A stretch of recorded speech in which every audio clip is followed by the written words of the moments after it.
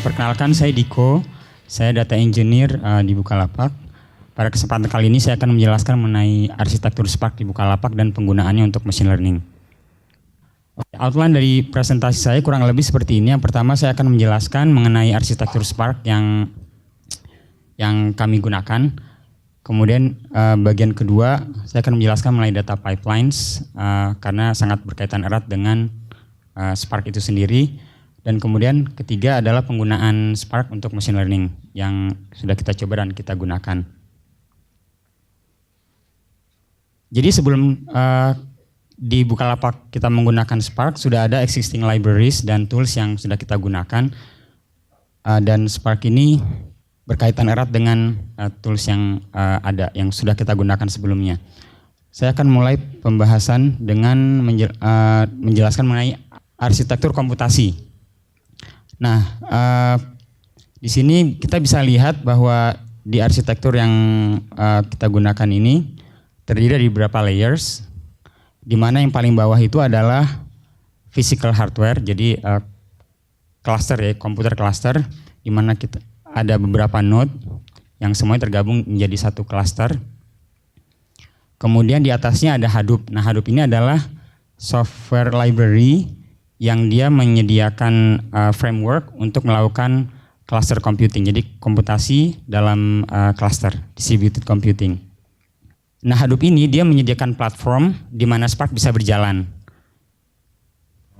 Jadi Spark ini dia berjalan dengan Hadoop.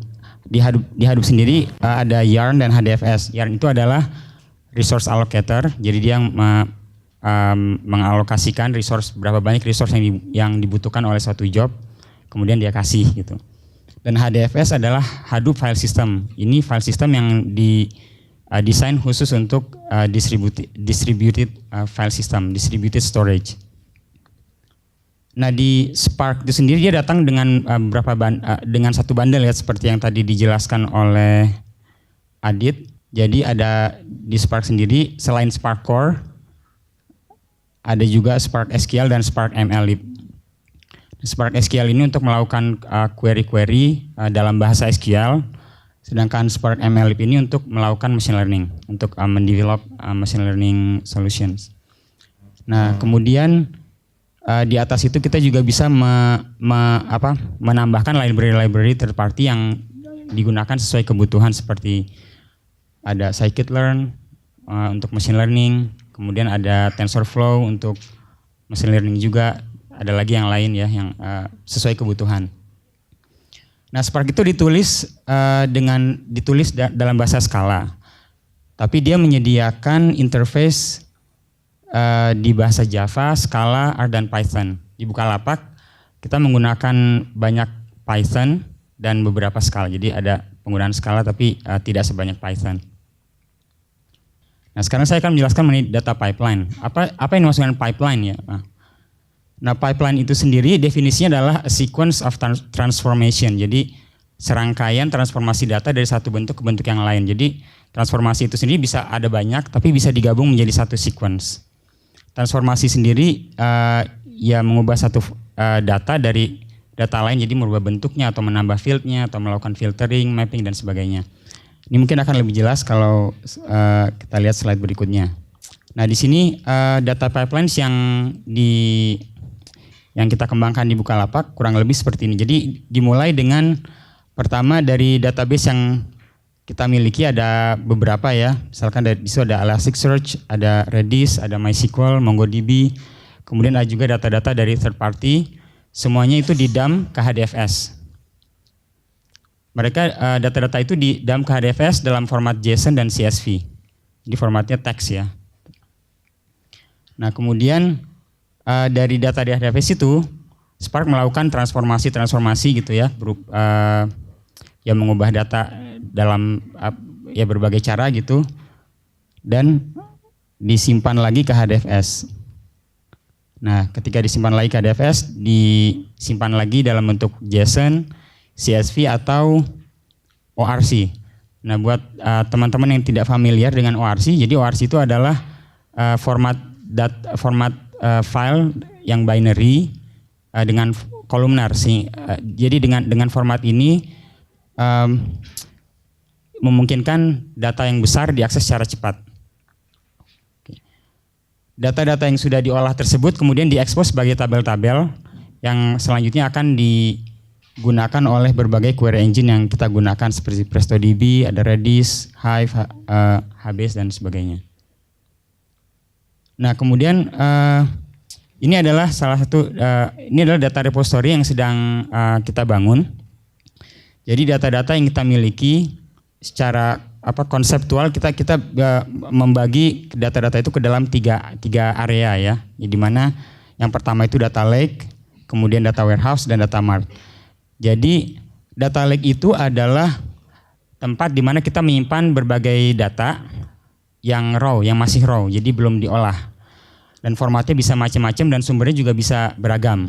Seperti di sini misalnya ada data log, ada data event, kemudian mungkin data multimedia, gambar dari sosial media atau artikel atau sebagainya. Kemudian ada SQL tables, kemudian ada data-data analytics. Nah, semuanya dikumpulkan menjadi di dalam satu repository yang kita sebut dengan data lake. Nah, data ini tidak bersih, mungkin ada duplikat dan tidak terstruktur. Nah, kemudian data-data yang ada di data lake itu diolah sehingga menjadi lebih terstruktur, lebih terformat dan bisa digunakan ke dalam data warehouse. Beberapa user yang membutuhkan data tidak membutuhkan semua data di data warehouse kan. Jadi mereka hanya membutuhkan sebagian data. Jadi subset dari warehouse itu mereka hanya butuh sebagian. Nah, itulah kenapa kita kemudian membungkus subset dari data di warehouse itu ke dalam data mart. Di mana setiap potongan-potongan data mart ini hanya bisa diakses oleh user yang membutuhkan. Nah, kita bisa lihat peran Spark itu ada di setiap kali transformasi dari data lake ke data warehouse, kemudian dari data warehouse ke data mart. Kita menggunakan Spark. Oke, tadi mengenai arsitektur dan pipeline dari Spark di Bukalapak. Nah, sekarang saya akan menjelaskan mengenai machine learning. Nah, buat teman-teman yang familiar dengan machine learning mungkin sudah sering lihat ya proses seperti ini, diagram alur seperti ini. Jadi umumnya ketika kita mengembangkan suatu solusi machine learning, kita bisa membagi tahapan-tahapannya menjadi beberapa bagian. Yang pertama mulai dari pre-processing, ya data di pre-process. Kemudian begitu data itu sudah siap, kita melakukan ekstraksi fitur. Jadi mentransformasi dari data ke dalam bentuk-bentuk nilai, yang biasanya berupa vektor. Kemudian untuk supervised learning ada training ya, jadi kita learning dulu, kita training model, lalu kemudian model selection. Pada saat learning ini kan kita bisa mencoba beberapa model sekaligus, kita bisa mencoba beberapa parameter. Nah, itulah kemudian kenapa kita melakukan model selection. Untuk yang unsupervised learning, proses stop di situ. Tapi untuk yang supervised learning, ada tahap berikutnya yaitu model yang sudah jadi kita gunakan untuk prediction dan kemudian evaluasi. Untuk pre-processing dan feature extraction kita menggunakan Spark SQL dan Spark Core ya. Jadi transformasi data yang core-nya gitu dari Spark. Tapi kemudian untuk learning, model selection, prediction, evaluation kita bisa menggunakan Spark MLlib. Oke. Kemudian apa motivasinya kita menggunakan Spark MLlib? Jadi Spark MLlib ini dia menawarkan 3 keutamaan ya, 3 kelebihan. Yang pertama itu simplicity. Jadi kita bisa menuliskan solusi machine learning dalam beberapa baris kode saja. Kemudian scalability. Begitu kita punya data yang besar, kita tetap bisa menggunakan Spark ini. Ini tentunya berbeda dengan machine learning library lain yang tidak didesain untuk mengolah big data. Kemudian compatibility. Nah, Spark ini menyediakan interface untuk membaca data dalam berbagai format, mau CSV, JSON, raw text, Avro, ORG dan sebagainya itu bisa dilakukan dalam hanya satu baris. Nah, ini sebagai ilustrasi ya atau perbandingan, contoh perbandingan perbandingan antara Spark MLlib dengan scikit-learn. Untuk masalah simplicity, keduanya memiliki kira-kira sama lah untuk mengembang. Kalau kita mau nulis machine learning itu, misalkan klasifikasi biasanya di scikit-learn juga sangat mudah ya, hanya beberapa baris, kita ambil data, kita ekstrak fitur, kemudian di training udah jadi modelnya lalu bisa digunakan untuk prediction. Begitu juga di Spark MLlib, jadi sama-sama simple. Tapi untuk scalability, di Spark MLlib kita bisa melakukan scaling secara horizontal, sedangkan di scikit-learn kita hanya bisa melakukan scaling secara vertikal. Apa yang dimaksud dengan horizontal vertikal?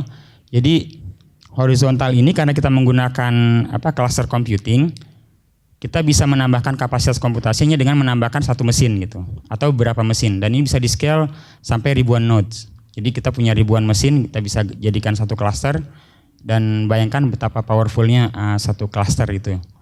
Sedangkan scikit-learn karena dia tidak desain untuk distributed computing, kita hanya bisa melakukan vertical scaling. Jadi kita hanya bisa menambahkan memori, nambahin lagi, kalau kurang tambahin lagi, tapi tentunya ada batasnya. Dan horizontal scaling itu relatif mudah dan tidak terbatas ya, karena tadi kita bisa menambahkan sampai ribuan node. Sedangkan vertical scaling dia mahal dan tidak fault toleran. Jadi begitu satu mesin itu mati maka proses gagal. Tapi kalau horizontal scaling karena kita melakukan di cluster, begitu ada masalah dengan satu mesin tidak mempengaruhi mesin-mesin yang lain. Lalu untuk compatibility, Spark MLlib dia sangat kompatibel seperti yang tadi saya sudah jelaskan, menyediakan interface untuk membaca berbagai data dalam berbagai format. Tapi untuk scikit-learn bisa, tapi kita harus menulis lagi kode. Misalkan kalau kita membaca data dalam bentuk JSON, kita import JSON, baca CSV, import CSV dan sebagainya. Nah ini contoh machine learning untuk melakukan klasifikasi produk ya, dengan fitur back of words dan classifiernya SVM. Ini ada berapa baris code? Ada kurang dari 10 baris code kan. Jadi yang pertama untuk ekstraksi fitur, kita baca datanya, kemudian kita convert menjadi vektor, lalu kemudian begitu fiturnya sudah siap, kita lakukan model training di blok kedua, lalu di fit sudah selesai, kemudian di blok ketiga kita melakukan prediction. Jadi mudah-mudahan ini bisa menunjukkan kalau kita menulis machine learning di Spark MLlib itu sangat mudah. Nah ini kelihatannya simple, tapi di belakang ini kita menggunakan data yang sangat besar. Sebagai contoh di Bukalapak sendiri untuk data produk, untuk aktif data produk itu kita memiliki sekitar 40 juta data produk. Itu data raw-nya ada 40 juta. Nah itu tidak mungkin dilakukan di satu mesin. Itulah kenapa kita menggunakan Spark. Oke, kesimpulannya, jadi di Bukalapak ini di bagian data engineering kita menggunakan Spark sebagai processing engine. Kita mengandalkan Spark untuk melakukan berbagai data engineering task. Kemudian dengan skala data yang kita miliki sekarang yang sangat besar dan akan terus bertambah, Spark ini menyediakan simple API untuk melakukan berbagai data transformasi dan operasi terhadap data. Kemudian yang terakhir, kita juga sudah menggunakan Spark untuk machine learning dan it works well gitu. Jadi sangat bagus. Terima kasih.